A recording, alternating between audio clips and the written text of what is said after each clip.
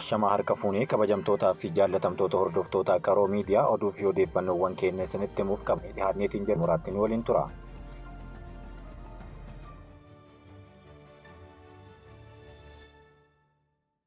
Sibuu Sireetti balaa tiraafikaa mudateen lubbuun namoota 11 darbe.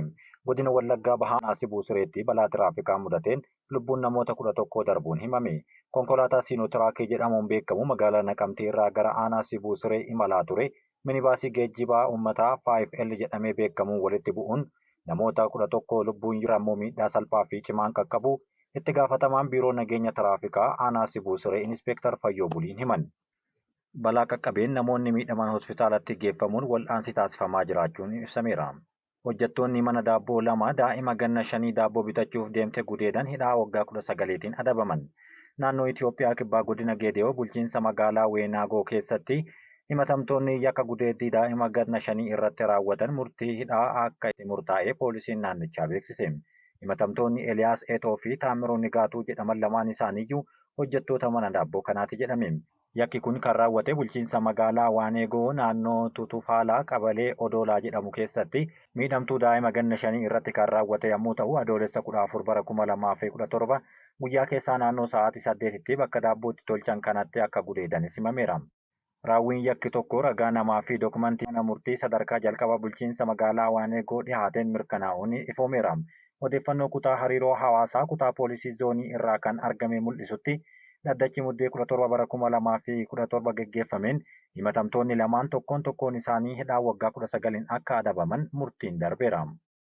Somaaliyaan hulaa galaana diimaa Itoophiyaaf kennitee wakkatte. Somaaliyaan handaara galaana diimaa qabdurraa Itoophiyaaf kenniteerti jedhamuun kan odeeffame soba ta'uu ministeerri dhimma alaa biyyattii Ahmad Faqiin dubbatan. Qondaalli Somaaliyaa kun odeeffannoon dhimma kanarratti tamsa'e gonkumaa bu'uura hin qabu jechuun Kamisa muddee 26 bara 2024 fuula X yookaan Tiwiitarii isaanii irratti barreessan. Somaaliyaan birmadummaa ishee eeguuf akkasumas dhimmoota biyyaalessaa ishee irratti iftoomina uumuuf yoomiyyuu kutannoo qabdi jechuunis dubbataniiru. Dhibdeen Itoophiyaa fi Somaaliyaa gidduutti mudateef akka qaama furmaataatti kan ka'e waliigaltee Ankaaraa hordofee Somaaliyaan handaara galaanaa dabalataaf Itoophiyaaf qabiyyee galaana diimaa irraa qabdurraa qooddee Itoophiyaadhaaf akka kennituuf jedhamee gaafatamuu hordofee ministirichi ibsa kana kennan.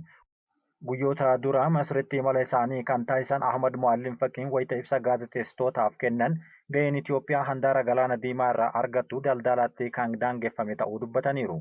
Akkasumas adeemsi bulchiinsa birmadummaa mootummaa Somaaliyaa jalatti akka ta'u dubbachuu isaanii miidiyaaleen biyya keessaa fi kan biyya Masris gabaasaniiru.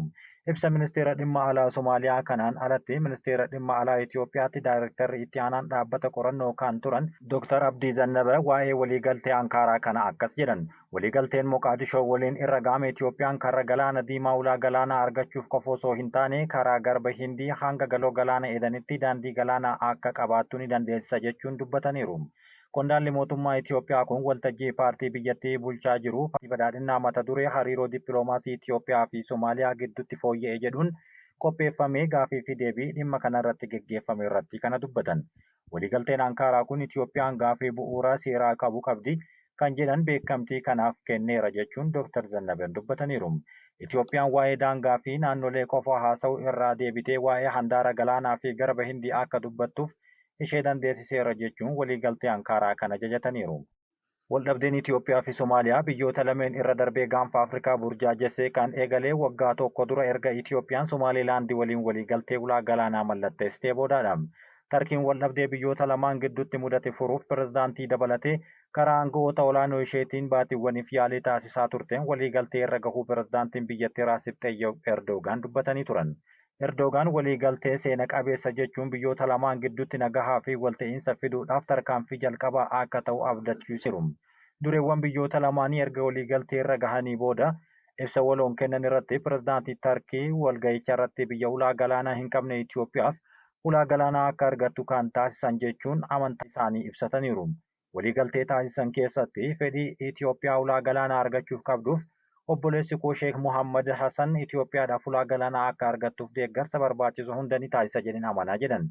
Haala waliigaltichaatiin biyyoonni lamaan Itoophiyaan daangaa aangoo Somaaliyaa jalatti ulaa galaanaa nageessa isaa eegamee fi walitti fufiinsa qabu argachuuf waliigaltee daldalaa taasisuuf Itoophiyaa fi Somaaliyaan dhiheenyatti akka hojjetan kaasaniiru. Kanaafis biyyoonni lamaan marii taasisuudhaan baatiiwwan keessatti xumuranii waliigalteedhaaf kan dhiyeessan ta'us dubbatamee ture. Ibsa gaazexeessitootaaf kennan irratti kan dubbatan ministeerri muummee Itoophiyaa Dr. Abiyyi Ahmad mariidhaan waggaa tokko darbe keessatti waldhabdeen Itoophiyaa fi Somaaliyaa gidduutti mudatee furamuu isaa himaniiru. Fedhiin Itoophiyaan ulaa galaanaa argachuuf qabdu yaalii nageenya obboloota ishee mara fayyaduudha jechuun dubbatanii fedhiin kunis miira walta'insaan malee shakkiidhaan kan ilaalamuu qabaatu miti jechuunis kaasaniiru.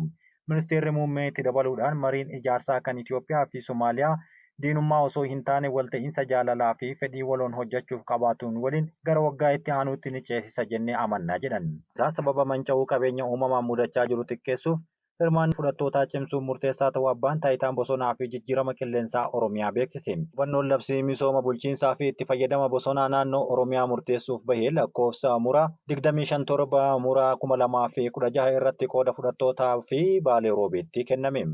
Daarektarri olaanaan abbaa taayitaa eegumsa naannoo fi jijjiirama qilleensaa Oromiyaa obbo Seyfaddiin Mahdii akka jedhanitti tarsiimoo dinagdee magariisaa sadarkaa biyyaatti hojiirra oolaa jiru karaa giddu galeessa godhateen misooma itti fufiinsa qabu mirkaneessuuf qabeenyi bosonaa gahee ol'aanaa akka qabu dubbateera. Naannichatti misoomni bosonaa itti fufiinsa qabu akka jiraatu hojjechuun sababa mancaatii bosonaa dhiibbaa jijjiirama qilleensaa mudachaa jiru xiqqeessuufis qindoominni qooda fudhattootaa cimuu akka qabu dubbataniiru. Itti aanaa Daarektara olaanaa dhaabbata bosonaa fi bineeldota bosonaa Oromiyaa obbo Kadir Niinoo akka jedhanitti iddoolee hirmaannaa hawaasaatiin bosona kunuunsuun eegalametti mancaatiin bosonarra gahaa jiraachuu himaniiru.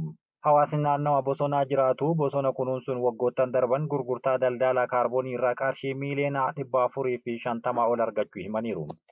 Dhaabbata Farmii Afrikaatti qindeessaan pirojektii FSDP obbo Tilmoo Jamaa akka jedhanitti carraaqqii mootummaan kunuunsa qabeenya uumamaa itti fufiinsa qabu mirkaneessuuf taasisaa jiru milkeessuuf tumsa hunda keenyaa barbaachisaa jechuun dubbatan. Daandileen rakkoolee hawaasummaa furuuf gargaaran keessaa tokko tola ooltummaadha jedhan obbo Muhammad Idris. Daandilee rakkoo hawaasummaa furuuf gargaaran keessaa tokko tola ooltummaa ta'uu ministeera nageenyaa obbo Muhammad Idris ibsaniiru. Tokkummaa biyyaalessaa ijaarsa nageenya waaraa fi waliigaltee biyyaalessaa irratti mariin xiyyeeffate geggeeffamaa jira. Ministeerichaa obbo Muhammad Idris hojiileen tola ooltummaa faayidaalee damee hawaasummaa fi diinagdee qaban jedhan. Hojiileen tola ooltummaa bal'inaan hojjetamuu fi akka biyyaattis aadaa ta'ee itti fufuu akka qabu himanii akka biyyaatti rakkoolee hawaasummaa furuufis daandiin kanuma jechuun dubbataniiru. Waltajjicha irratti marii dhaabbilee barnoota ol'aanoo fi qaamolee qooda fudhattootaa gumaacha ol'aanoo taasisaniin beekamtiin kennamuu ragaan ministeera nageenyaa irraa argame ni mul'isa. Abbaan taayitaa aviyeeshinii siivilii Naayijeeriyaa daandii qilleensa Itoophiyaa dabalatee daandilee qilleensaa 5 irratti qoqqobbii kaa'e.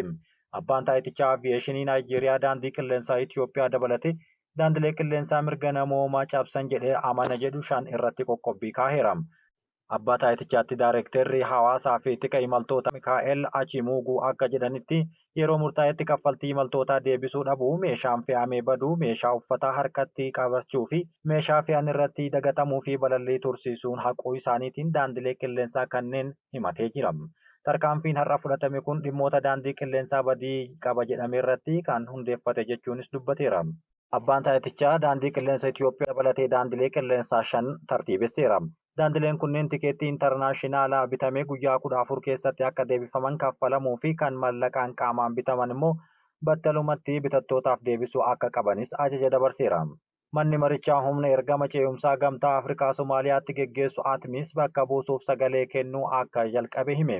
Manni marii nageenya mootummoota gamtoomanii humna nageenya ergama ce'umsaa gamtaa Afrikaatiin Somaaliyaatti geggeeffamu ATMIS jedhamu bakka buusuuf sagalee kennuuf marii taasisuuf jiraachuu ibse. Maricha irratti Itoophiyaa fi Somaaliyaan kan hirmaatan ta'a jedhameera. Humni ergama ATMIS Somaaliyaa keessa jiru hanga muddee 31 bara 2024tti qofa akka dheeratu taasifameera. Akkaataa ergamni ATMIS haaraan itti raawwatamu labsii wixinee labsii Yuunaayitid Kingdom qophaa'ee ergama gamtaa Afrikaatti Somaaliyaatti geggeeffamaa jiru bakka buusuuf murtaa'ee yeroo darbe kan deeggaru ta'uu yaadni isaa himameera. Kana malees miseensonni gamtaa Afrikaa tarkaanfii barbaachisaa hunda ji'oota 12 keessatti akka fudhatan kan aangessu jedhame. Miseensonni gamtaa Afrikaa poolisoota 1,040 fi miseensota tika nageenyaa uffata dambii uffatan hanga 12,000 ta'an akka bobbaasaniif wixinee labsii kana jalatti eeyyameera. Mana marii nageenya gamtaa Afrikaa humni biyyoota miseensa gamtaa Afrikaatiin bobbaafaman ji'oota 6 akka turan murteessuun ni yaadatama. Haa ta'u malee humni ji'a 6 akka turu karoorfame kun waggoota 10 Somaaliyaa keessa tureera. Itoophiyaan walumaa galatti loltoota hanga 7,000 ta'an Somaaliyaa keessatti bobbaaftee kan jiru yommuu ta'u, haa ta'u malee waliigaltee handaara galaana Itoophiyaan Somaalilaand waliin mallatteessite hordofuudhaan Itoophiyaa fi Somaaliyaa gidduutti waldhabdee mudateen Soomaaliyaan loltoota Itoophiyaa akka keessummeessine ibsitee turte. Haa ta'u malee waliigaltee Itoophiyaa fi Soomaaliyaa gidduutti Ankaaratti dhiyeenya kana raawwatame hordofuun Soomaaliyaan loltoota Itoophiyaa hirmaachisuuf karri banaadha jechuun ishee kan yaadatamudha. Naasaan yeroo kamiyyuu caalaa aduutti dhihaachuuf seenaa galmeesse. Xiyyaarri qorannoo hawaa Naasaa kan yeroo kamuu caalaa aduutti maxxanuudhaan dandeettii isaa agarsiiseera jedhame. Saayintistiin xiyyaara Paarkar Soolaar Piroobee jedhamurraa kamisa halkan kaleessa erga guyyoota hedduu dura wayitaa ho'a gubaa keessaa balali'uu turetti qunnamtiin ala ergaa ture booda mallattoo isaatiin agarsiiseera. Naasaan xiyyaarattiin erga fuula soolaarii irraa maayilii miiliyoona 3.8 kiiloomeetira miiliyoona 6.1 fagaatteen booda nageenyaa fi akkuma idileetti hojjechaa jirti jechuun gabaaseera. Xiyyaarri kunis gaafa jala bultii ayyaana qilleetti kan ture urjii keessa lixuudhaan akkaataa aduun itti hojjettu irratti hubannoo kan fooyyessuuf jecha ho'a garmalee cimaa kan dandamatte jedhame. Xiyyaarri qorannoo hawaa Naasaa seenaa keessatti yeroo jalqabaatiif aduu yookaan biiftuutti dhihaachuudhaan yaalii ishee taasisaa jirti. Xiyyaarri Paarkar Soolaar Piroob jedhamu kun kan moggaafamte tunis ho'aa fi caarallaa baay'ee cimaa akkasumas haala qilleensaa ho'aa naannichaa dandamachuudhaan biiftuutti dhihaachuudhaan yaalii taasisaa jirti. Xiyyaarri kunis tibba balaliinsa ho'aa garmalee kana keessa guyyoota hedduudhaan qunnamtiidhaan ala kan taate yommuu ta'u qorattoonni erga argatanii booda himamaa jira. Carraa hafuu xiyyaara tanaatiin muddee 28 akka sa'aatii Ameerikaatti sa'aatii 5tti ni deebiti jedhamee beekama. Xiyyaarri garasitti ergamte tunis biiftuun akkamiin akka hojjettu hubannoo kan kennitudha jedhan. Itti gaafatamaan kutaa saayinsii Naasaa Dr. Nikolaa Foks akka jedhanitti jaarrawwan namoonni waa'ee biiftuu qorataa turan garuu haala naannoo iddoo tokko hanga tokkotti dhiyaatee argatu hubachuu hin dandeenye keessatti kuni ta'eera jechuun dubbataniiru. Kanaafuu haala naannoo urjii keenyaa baruuf naannicha keessa balali'uu qabna jechuunis xumuraniiru. Hoogganaan dhaabbata fayyaa addunyaa haleellaa Israa'el Yamanitti taasifteen balaan osoo narra hin gahin ooleera jechuun dubbatan. Yamanitti haleellaa humna qilleensaarraan Israa'el taasifteen balaan osoo narra hin gahin galeera jechuun hoogganaan dhaabbata fayyaa addunyaa Dr. Teediroos Adhaanoom biyya Yaman osoo jiruu haleellaa xiyyaaraa buufata xiyyaaraa idila addunyaa Sana'aa irratti raawwatame jalaa ooleera jechuun fuula miidiyaa hawaasaa isaanii irratti maxxansan. Hojjettoota dhaabbata mootummoota gamtoomanii kanneen Yaman keessatti hidhamanii jiran gadhiisisuuf dubbachuu fi haala gargaarsa namoomaa fayyaa Yaman keessa ilaaluuf garasitti kan imalan Dr. Teediroos Adhaanoom hojjettoota dhaabbata mootummoota gamtoomanii fi namoonni ani waliin jiru hundi isaaniiyyuu haleellaa kanarraa hafneerra jechuun dubbataniiru. Haleellaa humna qilleensaarraan buufata xiyyaaraa idil-addunyaa Sana'aa bakka dhaabbilee waraanaa fi maddoota humnoota anniisaa garee Haawutii warra Iraaniin deeggaraman irratti xiyyeeffachuun kan raawwatte Israa'el ministeerri muummee isaanii Beeniyaamin Netanyaahuu keenya galma ga'utti haleellaa kana kan itti fufnu ta'a jechuun akeekkachiisaniiru. Haleellichi kan raawwatame erga gareen Haawutii misaa'ilii fi dirooniiwwan 2 gara Israa'elitti dhukaaseen guyyoota tokkoon boodaadha. Dubbi himaan Haawutii Muhammad Abdusalaam dubbii dubbateen warri Israa'el uummata Yamanii hunda irratti rakka yaawwachaa jirti jedhan. Humni waraana Israa'elis gama isaaniitiin jeettiiwwan waraanaa isaanii buufataalee waraanaa garee Huutii irratti xiyyeeffachuun haleellaa raawwachuu isaanii amananiiru. Waraanni Gaazaa keessaa Israa'elii fi Hamaas gidduutti erga ka'een booda gareen Haawutii deeggarsa Falastiin qaban agarsiisuuf gara Israa'elitti dhukaasota misaa'ilaa fi dirooniiwwanii yeroo garaagaraatti taasisaa jiru.